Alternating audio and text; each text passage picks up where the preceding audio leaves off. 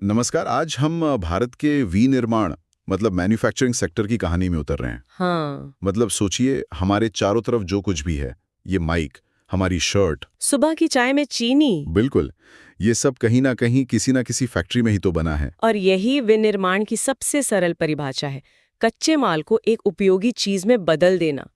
एक तरह से जादुई प्रक्रिया है जो गन्ने को चीनी और कपास को कपड़े में बदल देती है। और आज हमारी कोशिश यही रहेगी कि दिए गए स्रोतों के जरिए इस जादुई दुनिया के ताने बाने को समझें।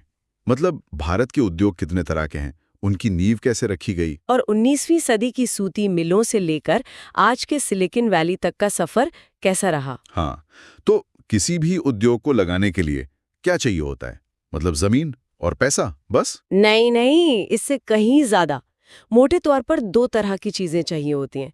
पहली है भौतिक चीजें, जैसे? कच्चा माल, बिजली। बिल्कुल, कच्चा माल कहाँ से आएगा, फैक्ट्री चलाने के लिए ऊर्जा कहाँ से मिलेगी, और वहाँ का मौसम कैसा है। और दूसरी है मानवीय चीजें। हाँ, जो शायद उससे भी ज्यादा जरूरी है। काम करने के लिए श्रमिक, सामान बेचने के लिए बाजार, माल लाने ले जाने के लिए सड़कें और रेल। और इन सब को चलाने के लिए पैसा, यानी बैंक की सुविधा। एकदम। ये सारे कारक मिलकर तय करते हैं कि कोई फैक्ट्री कहाँ लगेगी और कितनी कामयाब होगी। आज भी तो बड़ी कंपनी अपनी फैक्ट्रीज वहीं लगाती हैं जहां बंदरगाह या हाईवे पास हो। बात तो सही है। तो जब हम भारत के इतने सारे उद्योगों को देखते हैं तो उन्हें समझने के लिए किसी तरह से बांटना तो पड़ेगा। हाँ बिल्कुल। तो क्या इसका आधार साइज है, या वो क्या बनाते हैं, या फिर फैक्ट्री का मालिक कौन है? बहुत अच्छा सवाल है। असल में इन सभी आधारों पर उद्योगों को बांटा जाता है ताकि हम उन्हें बेहतर समझ सकें।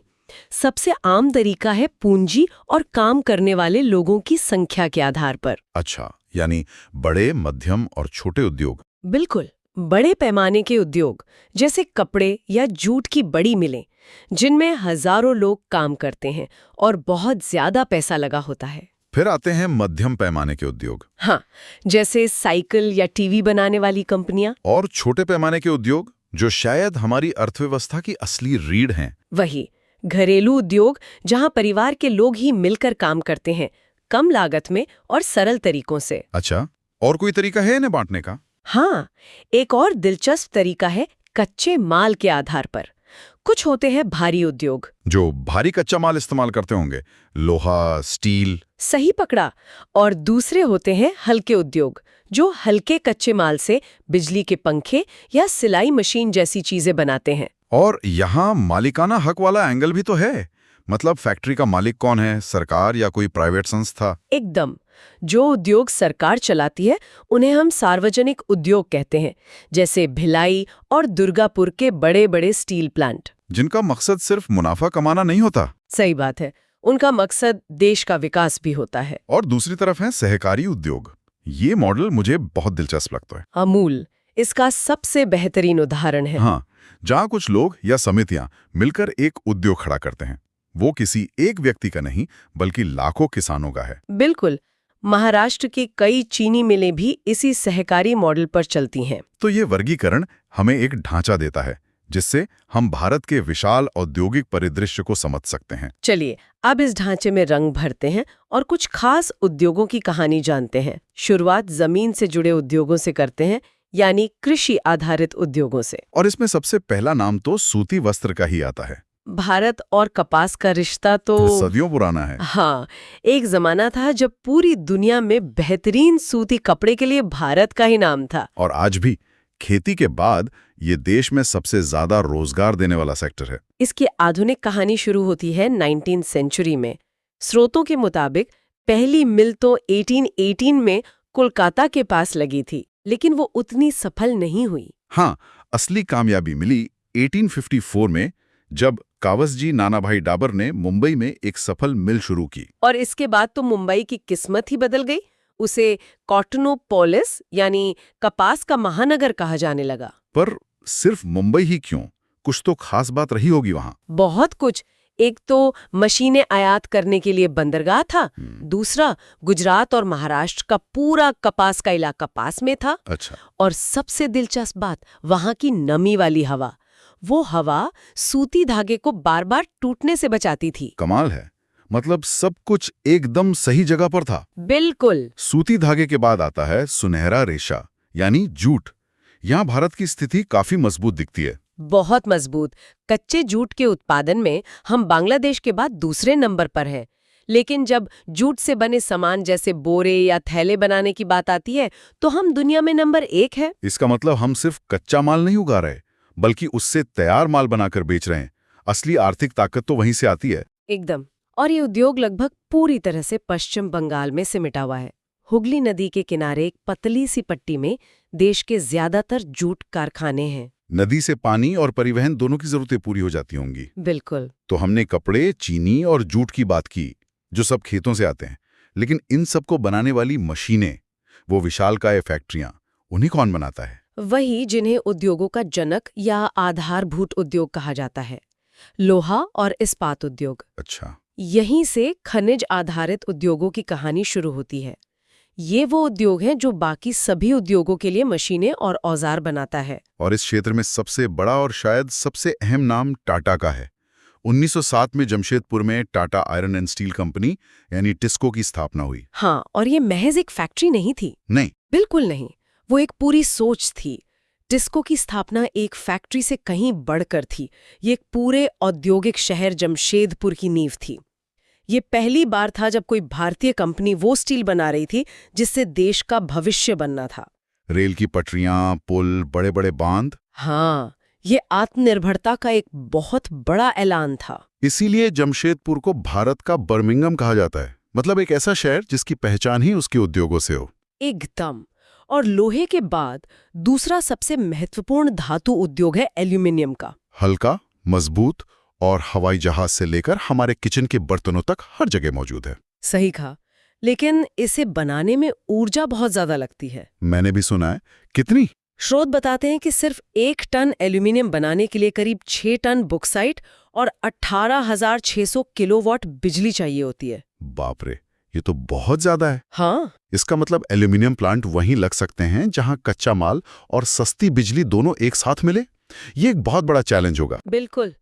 और इन धातुओं के अलावा एक और विशाल क्षेत्र है रासायनिक उद्योग, जिसमें उर्वरक, दवाइयाँ, पेंट, साबुन सब कुछ बनता है। हाँ, ये वो उद्योग है जो हमारे खेतों से लेकर हमारे घरों तक हर चीज को प्रभावित करता है। भारत दुनिया का तीसरा सबसे बड़ा नाइट्रोजन युक्त उर्वरक उत्पादक है। और सीमेंट को कैसे भूल सकते हैं, जो हमारे शहरों और गांवों का चेहरा बना रहा है। उसमें भी भारत दुनिया में दूसरे नंबर पर है। ये आंकड़े दिखाते हैं कि भारत की औद्योगिक बुनियाद कितनी गहरी और विविध है। ये तो हुई बुनियाद की बात। अब उन उद्योगों की तरफ चलते हैं जिन्होंने आधुनिक भारत की तस्वीर गढ़ी है। शुरुआत करते हैं परिवहन से। और उसमें रेल तो भारत की लाइफलाइन है। हाँ, और इसे चलाने वाला लगभग हर पुर्जा देश में ही बनता है। बिल्कुल, ये एक पूरा इकोसिस्टम है। पश्चिम बंगाल के चित्तरंजन में बिजली के इंजन बनते हैं, तो वाराणसी में डीजल इंजन, पंजाब के कपूरथला में कंफर्टेबल कोच तैयार होते हैं, और बिहार के मुंगेर में जमालपुर की वर्कशॉप तो ऐतिहासिक है। एशिया की सबसे पुरानी रेलवे वर्कशॉप। अच्छा। हाँ, 19वीं सदी से चली आ रही है। रेलवे के अलावा सड़कों पर भी भारत की कहानी दिखती है। 2 पहिया स्कूटर बनाने में तो हम दुनिया में नंबर 1 हैं। हाँ, और मारुति का गुरुग्राम प्लांट हो या टाटा की नैनो फैक्ट्री, ये सब भारत की बढ़ती जरूरतों और आकांक्षाओं का प्रतीक है। और जमीन से आसमान की तरफ देखें तो बेंगलोर में हिंदुस्तान एरोनॉटिक्स लिमिटेड है, जो 1940 से विमान बना रहा है। और अब हम उस उद्योग पर आते हैं जो न तो खेतों से जुड़ा है, न ही खदानों से। वो ज्ञान और सूचना पर चलता है, हमारा IT और इलेक्ट्रॉनिक उद्योग। हाँ, और इसके लिए एक बहुत ही दिलचस्प शब्द इस्तेमाल होता है, फुटलूज उद्योग। फुटलूज, इसका क्या मतलब है? इसका मतलब है ऐसा उद्योग जो भूगोल की सीमाओं से आजाद है। उसे कच्चे माल के स्रोत के पास होने की कोई मजबूरी नहीं है। अच्छा। वो कहीं भी लग सकता है जहां कुशल लोग, अच्छी इंटरनेट कनेक्टिविटी और सरकार की नीतियां हों। ये खनिजों पर नहीं, बल्कि इंसानी दिमाग पर चलता है। और यही तो बेंगलुरु की कहानी है, जिसे भारत की इलेक्ट्रॉनिक राजधानी या सिलिकन नगर कहा जाता है। बिल्कुल, ये दिखाता है कि भारत का औद्योगिक सफर कच्चे माल से ज्ञान की ओर कितना आगे बढ़ चुका है। लेकिन 1990 के दशक में इस पूरे परिदृश्य में एक भूचाल आया। सब कुछ बदल गया। आप उदारीकरण, निजीकरण और वैश्वीकरण की बात कर रही हैं? हाँ, ये महज शब्द नहीं थे, ये भारतीय उद्योग के लिए एक बिल्कुल नया अध्याय थे। बिल्कुल। सीधे शब्दों में कहें तो उदारीकरण का मतलब था लाइसेंस राज का अंत। अब उद्योगपतियों को हर छोटी चीज के लिए सरकार से अनुमति नहीं लेनी पड़ती थी। तो फैसले लेने की रफ्तार बढ़ी। हाँ, निजीकरण ने सरकारी कंपनियों में प्रतिस्पर्धा और कुशलता लाने की कोशिश की, और वैश्वीकरण ने तो दुनिया के दरवाजे ही खोल दिए। विदेशी टेक्नोलॉजी और पैसा भारत आया, हमारे बाजार बड़े हुए। लेकिन इसका एक दूसरा पहलू भी था। या हमारी छोटे और घरेलू उद्योगों को बड़ी बड़ी विदेशी कंपनियों से मुकाबला करना पड़ा, जिसके लिए वो शायद तैयार नहीं थे। तो ये एक दोधारी तलवार थी। लेकिन इस पूरे औद्योगिक विकास के सफर में एक ऐसा काला अध्याय भी है जिसे हम कभी नहीं भूल सकते। आप भोपाल गैस त्रासदी का जिक्र कर रहे हैं? जी।